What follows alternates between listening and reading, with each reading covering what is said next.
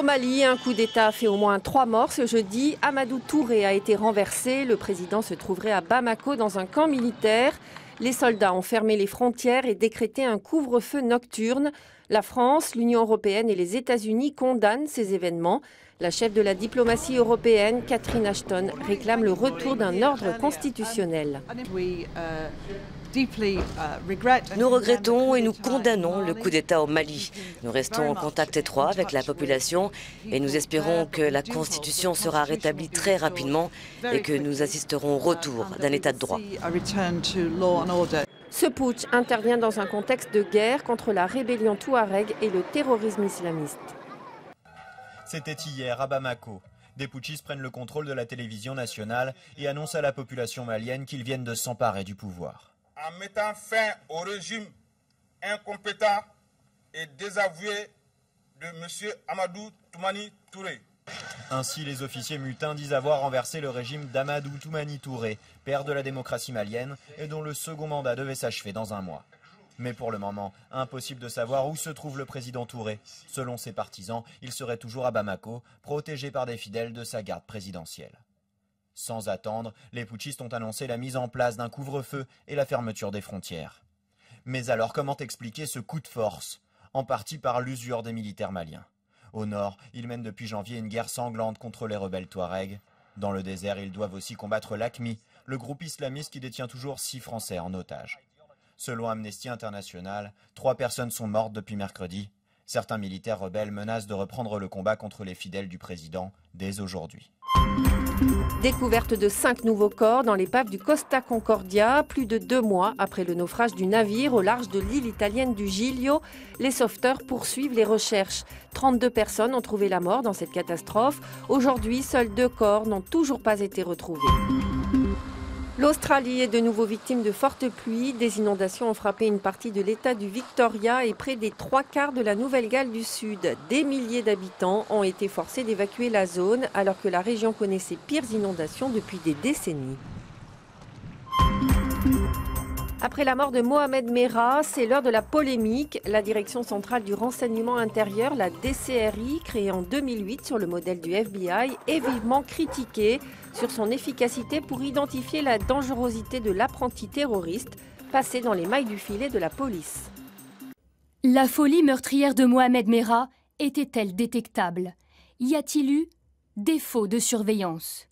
En 2010 et 2011, le jeune homme effectue des séjours en Afghanistan et au Pakistan, dans des camps d'entraînement djihadistes comme celui-ci. À son retour, il est interrogé par les renseignements intérieurs français. Il est fiché et tracé, mais pendant une courte période seulement. La DCRI a parfaitement fait son travail. Elle a surveillé le temps nécessaire pour aboutir à la conclusion qu'aucun élément, qu'aucun indice ne permettait de penser que Mohamed Merah était un homme dangereux. Pourtant, lors de son séjour en prison, son profil interpelle. Violence, tentative de suicide. Ce psychologue l'a expertisé et ses conclusions sont alarmantes. J'aurais souhaité qu'il soit suivi sur le plan psychothérapique après que le problème psychiatrique dépressif soit réglé, mais j'aurais surtout souhaité qu'il bénéficie de stratégies de surveillance et de stratégies d'encadrement éducatif. Je disais même que faute de l'entreprise et de la réussite de ces stratégies, personnellement, je réservais le pronostic évolutif. Autre polémique, l'assaut était-il la seule solution? Pouvait-on éviter de tuer Mohamed Merah en utilisant par exemple un gaz pour atteindre le jeune homme retranché dans la salle de bain?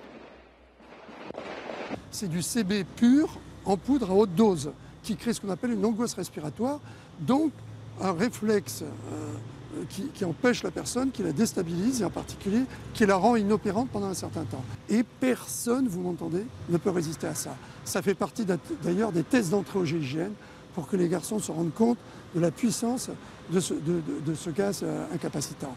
Mais pour les policiers du RAID, cette polémique n'a pas lieu d'être. Ça n'existe pas, d'autant plus qu'un individu qui est sous stress a des décharges d'adrénaline et il est souvent résistant à ce genre de gaz, on va dire, incapacitant ou autre.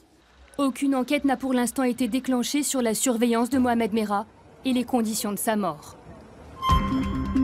En réponse à cette polémique, le chef du raid livre sa version de l'assaut contre Mohamed Merah, retranché dans son appartement qu'il avait transformé en zone de combat. Les hommes du raid sont tombés nez à nez avec un combattant à la détermination sans faille, a souligné le directeur de l'unité d'élite. Et à 22h45, il nous a révélé ses véritables intentions, c'est-à-dire qu'en fait, il n'avait jamais eu l'intention de se rendre. Il voulait juste reprendre des forces pour mieux nous affronter et être sûr qu'il allait mourir en moudjahidine, les armes à la main, comme il nous l'a précisé. C'est lorsque nous étions en train d'opérer un trou dans la paroi pour passer des grenades lacrymogènes qu'il a décidé de sortir les armes à la main et de nous affronter. Imaginez-vous que nous avons progressé dans un appartement d'à peine 30 mètres carrés qui était aménagé comme une zone de combat qu'il a lui-même choisi, avec tout un tas de meubles qui ont été mis pour gêner notre progression, dans lequel il pouvait se réfugier. Et à ce moment-là, alors qu'il a ouvert le feu contre nous, nous avons continué à riposter avec des armes non létales. Ensuite, il choisit de progresser vers nous, et c'est au moment où il passe la main au-dessus du balcon pour essayer d'abattre certains de mes hommes qui étaient en protection, qu'il a été neutralisé. Il tombe donc du balcon alors qu'il a déjà été neutralisé. 3, 2, unité, top, allumage Vulcain. Top, allumage EAP, décollage. Une fusée Ariane 5 a décollé à 8h30 ce vendredi, heure de Paris, de Kourou en Guyane. À son bord, le 3e cargo automatique européen qui doit ravitailler la Station spatiale internationale. Plus de 6 tonnes de frais avec de la nourriture, de l'eau et du matériel ont été propulsés pour les 4 astronautes actuellement à bord de la station, habités en permanence depuis l'an 2000 à quelques 400 km d'altitude.